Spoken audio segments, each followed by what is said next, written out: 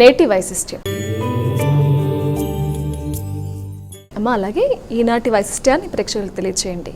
నేటి వైశిష్యంలో భాగంగా ఇవాళ మనం చెప్పుకోబోతున్నది ఏంటి అంటే, ఈరోజు వైశిష్యం ఏంటి అంటే, ముఖ్యంగా ఈ రోజున సుబ్రహ్మణ్య షష్ఠి అంటారు.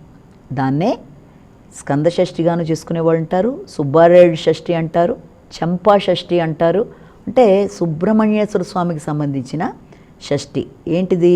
మనకి మార్గశిర మాసం శుక్లపక్షం షష్ఠి అనేది సుబ్రహ్మణ్యేశ్వర స్వామికి సంబంధించిన సుబ్రహ్మణ్య షష్ఠిగా దీన్ని చేసుకుంటారు.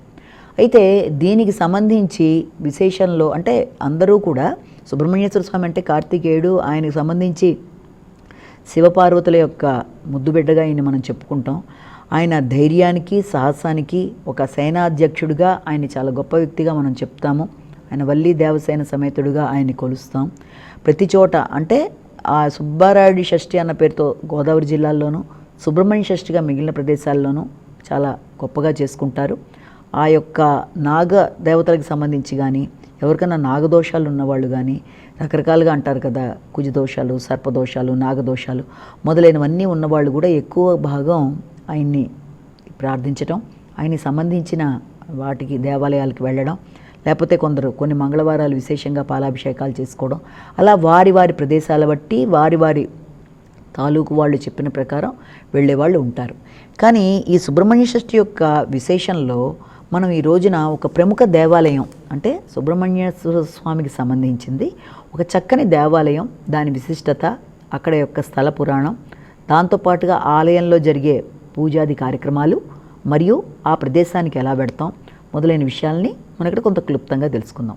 ముఖ్యంగా కర్ణాటక రాష్ట్రంలో కనుక తీసుకున్నట్లయితే దక్షిణ కర్ణాటకలో కుక్కే అనే ప్రదేశంలో మనం ఒక సుబ్రహ్మణ్యేశ్వర స్వామి, కుక్కే సుబ్రహ్మణ్యేశ్వర స్వామిని చాలా ఫేమస్ టెంపుల్ ఒకటి ఉంటుంది. చాలా చాలా చాలా పురాతన దేవాలయం, చాలా విశేషమైన దేవాలయం. అంటే తమిళనాడు వచ్చేటప్పటికి ఇక్కడ 6 మురుగన్ దేవాలయాలు ఫేమస్ అని చెప్తారు. అలాగే ఇక్కడికి వచ్చేటప్పటికి మామూలుగా సుబ్రహ్మణ్యేశ్వర స్వామికి సంబంధించి ఆది సుబ్రహ్మణ్య, మధ్య సుబ్రహ్మణ్య, అంత్య సుబ్రహ్మణ్య అనే దేవాలయాలు అంటే మనకి ఒకటి కుక్కే సుబ్రహ్మణ్యేశ్వర స్వామి దేవాలయం గాను, ఒకటి ఘటి సుబ్రహ్మణ్యేశ్వర స్వామి దేవాలయం గాను రకరకాలు చెప్తారు. ఇక్కడ మనం చెప్పుకునేది కుక్కే సుబ్రహ్మణ్యేశ్వర స్వామి. అంటే ఆ ప్రదేశంలో కర్ణాటక రాష్ట్రంలో చాలా విశేషమైన ప్రదేశం. అంటే దీనికి మంగళూరు దగ్గర నుంచి 105 కిలోమీటర్ల దూరంలో ఉంటుంది. మంగళూరు దాకా ఎయిర్పోర్ట్, అక్కడికి వెళ్ళిపోయి అక్కడి నుంచి వెళ్ళినా వెళ్ళొచ్చు. ఎవరి విధానాల్లో వాళ్ళు పెడుతూ ఉంటారు జనరల్గా. అయితే ఈ సుబ్రహ్మణ్యేశ్వర స్వామి యొక్క విధానాన్ని చూసుకున్నట్లయితే అక్కడ ఆ ప్రదేశంలో మనకి కుమారధార అనే ఒక నది ఉండడం, కుమార పర్వత శ్రేణులాగా ఉండడం అనేది, అది ఎంట్రన్స్ కూడా 6 నాగులతో ఉన్నట్టుగా, అంటే ఆ యొక్క ఇది మనకు అలాగా కనబడుతుంది. ఆ యొక్క కొండ ప్రాంతం అది ఒక శేషనాగులాగా, పడగ విప్పిన శేషనాగులా ప్రొటెక్ట్ చేస్తున్నట్టుగా చాలా చక్కగా వెస్టర్న్ ఘాట్స్ కానుకొని సతత హరితారణ్య ప్రదేశంలో చాలా పచ్చదనాల మధ్య చాలా విశాలంగా చాలా చక్కటి దేవాలయంగా, మంచి స్థల పురాణం ఉన్న దేవాలయంగా దాన్ని చెప్తారు. దీని స్థల పురాణం గురించి చెప్పేటప్పుడు ఏం చెప్తారంటే, ఈ దేవాలయానికి ఇదివరకు ధారా నది ఒడ్డున, కుమార పర్వతాల దగ్గర ధారా నది ఒడ్డున ఇది ఉన్నట్టుగా చెప్పడం ఒకటి. అలాగే ఈ యొక్క తారకాసుడు, సూరపద్మాసుడు అనే ఇద్దరు రాక్షసుల్ని సంహరించి కుమారస్వామి, ఆయనతో పాటుగా గణేశుడు ఇద్దరూ ఆ ప్రదేశానికి వచ్చినట్టు, అలాగే అక్కడ ఆయన తన యొక్క ఉంటాయి కదా, దేంతో అయితే ఆయన యుద్ధం చేశాడో ఆ యొక్క ఆయుధాలని ఆ యొక్క కుమారధార నదిలో అదే అక్కడ శుభ్రపరచుకున్నట్టుగా, అందుకే దాని కుమారధార అంటే కుమారస్వామి సంబంధించిన ధారా నది సమీపంలో చేశాడు కాబట్టని అలా చెప్తారు ఒకటి. అలాగే అదే సమయంలో ఈయన యొక్క వీళ్ళందరినీ హతమార్చి ఈ రాక్షసుల్ని వచ్చినందుకు దేవేంద్రుడు తన కుమార్తెనిచ్చి వివాహం చేయడానికి వచ్చినట్టు దేవసేననిచ్చి, అది ఈ యొక్క మార్గశిర మాసం శుక్లపక్షం షష్ఠి తిథి నాడు జరిగినట్టుగాను, అలాగే ఆయనకి అక్కడి పట్టాభిషేకం చేయడానికి వేరువేరు ప్రదేశాల్లోంచి దేవతలందరూ రకరకాల జలాలు తీసుకొచ్చి అక్కడ నది ఇది చేసినట్టు, అవన్నీ ధారగా రావడంలో కుమారధార అని ఆ ప్రదేశం బట్టి రకరకాలుగా విశిష్టత కలిగిన పురాణాలు చెప్తూ ఉంటారు. అలాగే ఆ దేవాలయాన్ని చూసినప్పుడు అక్కడ ఏంటంటే, అక్కడ ఇంకొకటి కథ కూడా ఏం చెప్తారంటే, ఈ యొక్క వాసుకి అనేది అక్కడ ప్రధానంగా ఒక సర్పరూపంలో ఈ యొక్క గరుడుడికి భయపడి ఆ లోపల ఈ సుబ్రహ్మణ్యేశ్వర స్వామి గుహలో తపస్సు చేసుకుంటున్నప్పుడు శివుడు అభయం ఇస్తాడు. అంటే శివుడికి ప్రధానంగా ఒక శివుణ్ణి ధ్యానించే ఒక ప్రధానం ఈ వాసుకి చాలా ఇష్టం కాబట్టి ఆయన అంటే. ఇక్కడ కుమారస్వామి వచ్చినప్పుడు ఆయన ప్రొటెక్షన్ నీకు ఉంటుంది, నీ గరుడుడి దగ్గర నుంచి ఇబ్బంది రాదు అని ఆయన చెప్పడం.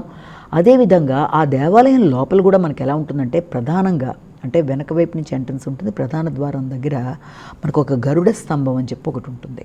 అలాగే లోపలికి వెళ్ళినట్లయితే ఈ కుమారస్వామి అంటే ఈ యొక్క కార్తికేయుడు ఆయనతో పాటుగా ఈ వాసుకి కింద శేషనాగు మీద అది ఉండడంలాగా ఉంటుంది.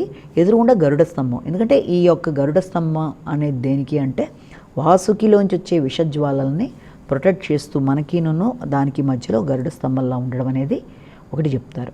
అలాగే ఇక్కడ చాలా విశేషంగా ఏంటంటే కుమారస్వామిని విపరీతంగా ఆరాధిస్తారు. ఇటు పక్కన తమిళియన్స్, ఇటు పక్కన కన్నడ వాళ్ళు, వాళ్ళతో పాటుగా ఆంధ్ర అందరూ కూడా.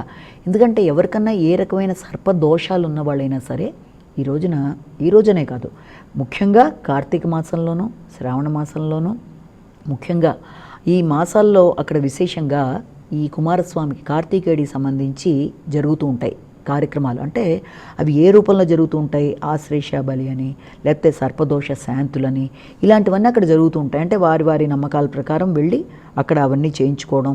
అలాగే ఎవరికన్నా సర్పాల వల్ల ఇబ్బందులు పడుతున్న వాళ్ళు కానీ, ఆరోగ్యపరంగా ఇబ్బందులు పడుతున్న వాళ్ళు, దాంపత్య జీవితంలో ఇబ్బందులు అని అక్కడ ఆ విధానంలో వాళ్ళకి అక్కడ జరుగుతూ ఉంటాయి. అలాగే ఆశ్లేష నక్షత్రంలో ఆశ్లేషకి సంబంధించిన వాళ్ళు అక్కడికి వెళ్ళి ఆశ్లేషకి సంబంధించిన ఏదైనా ఉంటే ఎవరన్నా చెప్పినప్పుడు వెళ్ళి అక్కడ చేసుకోవడం, ఇలాంటివన్నీ అక్కడ సర్ప సంస్కారం, సర్పదోష నివారణ, కాలసర్పదోషాలని, అలాగే ఆశ్లేష అక్కడ చేసే విధానాలు అవి వాటికి సంబంధించి చేస్తూ ఉంటారు. అలాంటివన్నిట్లోనూ కూడా అక్కడ ముఖ్యంగా చేస్తూ ఉంటారనమాట ఆ యొక్క దేవాలయంలో. అలాగే అక్కడంతా కూడా సుబ్రహ్మణ్యేశ్వర స్వామి అంటే ఆయన ప్రొటెక్షన్ టువర్డ్స్ ఈ యొక్క స్నేక్స్ వల్ల ఇబ్బందులు పడ్డ వాళ్ళకి ఇలాంటివన్నీ ఆయన వల్ల ప్రొటెక్షన్ ఉంటుంది అన్న భావనతో ఒకటి చేస్తూ ఉంటారు. రెండోది ఏంటంటే అక్కడ ఉండేవాళ్ళు కూడా ఏంటి అంటే దానికి ముఖ్యంగా చాలా ఉండడానికి కూడా రెసిడెన్స్లు అక్కడ ఏర్పడుతూ ఉంటాయి. చుట్టుపక్కల ఒక 27 రూమ్స్ లాగా ఉండాలంటే దేవస్థానానికి సంబంధించినవి, ఏదైనా పూజలు అవి చేయించుకోవాలనుకున్నా అక్కడికి వెళ్ళడము, ముందే వెళ్ళి దాన్ని బుక్ చేసుకోవడం లాంటివి ఇలాంటివి. అలాగే అక్కడ ఇంకా ఏంటి అంటే ఒకటి పుట్టమన్ను అని చెప్పి ఒకటి ఫేమస్ అనమాట. అంటే చాలామంది పిల్లల కోసం వాళ్ళు ఏం చేస్తారంటే ఏదైనా అనారోగ్యాలతో పిల్లలు బాధపడుతున్నా, చెవికి సంబంధించో లేకపోతే ఏదైనా అనారోగ్య సమస్యలతో ఉన్నప్పుడు ఆ పుట్టమన్ను కొంచెం ఎక్కువ ఇవ్వరు వాళ్ళు, అదే ప్రసాదంగా ఇస్తారు ఆ దేవాలయంలో. అంటే ఆ కొంచాన్ని ఇచ్చినప్పుడు దాన్ని ఎక్కడన్నా సమస్య ఉన్న వాళ్ళు రాసుకోవడం అన్నో, అంటే ఆ పరిస్థితుల ప్రకారం అక్కడ వాళ్ళని సంప్రదించి వాళ్ళు మీ యొక్క సమస్య దానికి సంబంధించి ఏం చేస్తారన్న దానికి సంబంధించిన విషయాల్లో వాళ్ళ యొక్క గైడెన్స్ అనేది కూడా లభిస్తుంది. అంటే ఏం చేస్తే బాగుంటుంది అన్నది. కొందరు కేవలం అలా కాకుండా ఊరికే విజిటింగ్గా అంటే మామూలుగా చూడాలి, ఆ యొక్క కార్తికేయుడిని దర్శించుకోవాలి, ఆయన యొక్క బ్లెస్సింగ్స్ కావాలనే వెళ్ళేవాళ్ళు ఉంటారు. కొందరు ముందు రోజు వెళ్ళిపోయి అక్కడ స్టే చేసి అక్కడ అన్ని విషయాల్లోనూ భగవంతుడి యొక్క కటాక్షం కోసం చేసేవాళ్ళు ఉంటారు. కాబట్టి అది వారి వారి పరిస్థితుల ప్రకారం ఆధారపడుతుంది. ఏది ఏమైనప్పటికీ కుమారధార నది దగ్గర ఈ కుమారస్వామికి ఆయనకి మార్గశిర శుక్ల పక్షంలో షష్ఠీ తిథి నాడు దేవేంద్రుడి యొక్క కూతురికి భర్తగా రెండోది పట్టాభిషేకం, ఈ యొక్క రాక్షసులను సంహరించడం, అలాగే ఈ యొక్క వాసుకి ఆయన ప్రొటెక్షన్ ఇవ్వడం, ఆ గరుడ స్తంభం ఆయన దాంట్లో చాలా విలక్షణంగా చాలా చాలా చాలా విశేషంగా ఉంటుంది. మొత్తం ఆ దేవాలయం ఎంట్రన్స్ కూడా చాలా విశేషంగా ఉంటుంది. కాబట్టి ఇది చాలా చాలా దర్శనీయ స్థలంగా కూడా చెప్తారు.